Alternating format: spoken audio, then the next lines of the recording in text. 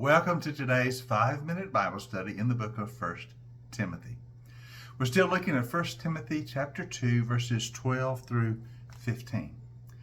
Now, I spent the last few sessions looking at this passage where Paul talks about women in the church. And I think it's important we spend so much time on it because this passage is difficult to interpret and I think has often been misinterpreted. So we'll try to be very careful in understanding what Paul is saying.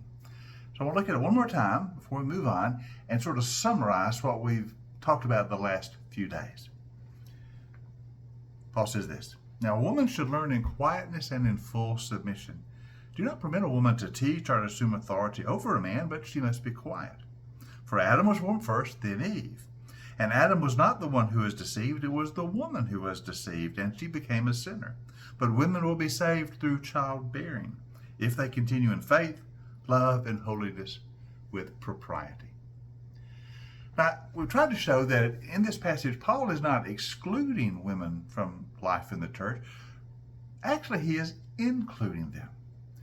Remember when he said women learn in quietness and submission? That's not saying women have no place in the church, have to be quiet. Oh, no. He is saying all disciples come and sit at the feet of Jesus, at the feet of his teaching in quietness and submission. That's the way the men come. That's the way all disciples would come, in quietness and submission to the authority of the word. Women have that place as well. So just like men, they come as disciples of the Lord to learn of him. And when he says women should not be teachers in the church, this is in reaction to the fact that in Ephesus there was that temple of Artemis, that pagan temple.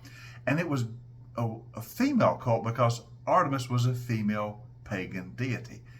And so there might have been the expectation, because of that temple, that women should have all the leadership in the church.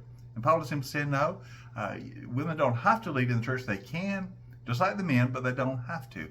There's equality in the life of the church between men and women in terms of influence and leadership. And then the final thing Paul says, women will be saved through childbearing. And we began to realize that is referencing back to Genesis chapter 3, when after the fall, God said that Eve would be the mother of all humanity. All humanity would come from Eve. She's the mother of all who live. And of her seed would eventually come the Messiah who would save us. So indeed, through childbearing, that is, from the seed of Eve would one day come the Messiah who would save us all. So see, this passage was never about excluding women from places of leadership and influence and teaching in the church. It was really more about including them. Now, I believe this is the accurate interpretation when we compare it to what Paul says in other places in his letter. I want to look at 1 Corinthians chapter 11, where Paul talks about women praying and prophesying in the church. Now, the first part of 1 Corinthians 11 is that famous passage where Paul talks about a head covering. Should you have your head covered when you pray? And he makes a distinction between men and women, and he says women's longer hair is a head covering for them. Now, most of the time we talk about 1 Corinthians 11, we're talking about long hair and the head covering and that sort of thing, what it means. We're not going to do that today because we're not studying 1 Corinthians. But I do want you to notice something Paul says in the midst of that discussion about hair. 1 Corinthians 11, verses 4 and 5. He says, "Every man who prays or prophesies with his head covered dishonors his head. But every woman who prays or prophesies with her head uncovered dishonors her head." So he's talking about the head covering when you pray or you prophesy. What I want you to notice is that both men and women were praying and prophesying in the church. That is, they were leading in public worship, both men and women. They were both leading in public prayer and praying on behalf of and for and leading the congregation in prayer. And also they were both men and women were prophesying.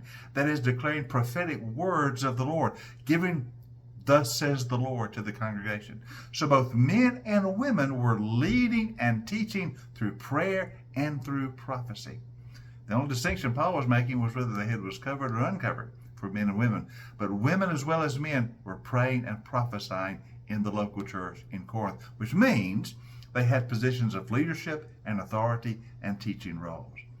So if that was the case in Corinth, one of Paul's churches, it certainly would have been the case for the church Timothy was leading when Paul wrote this letter to Timothy.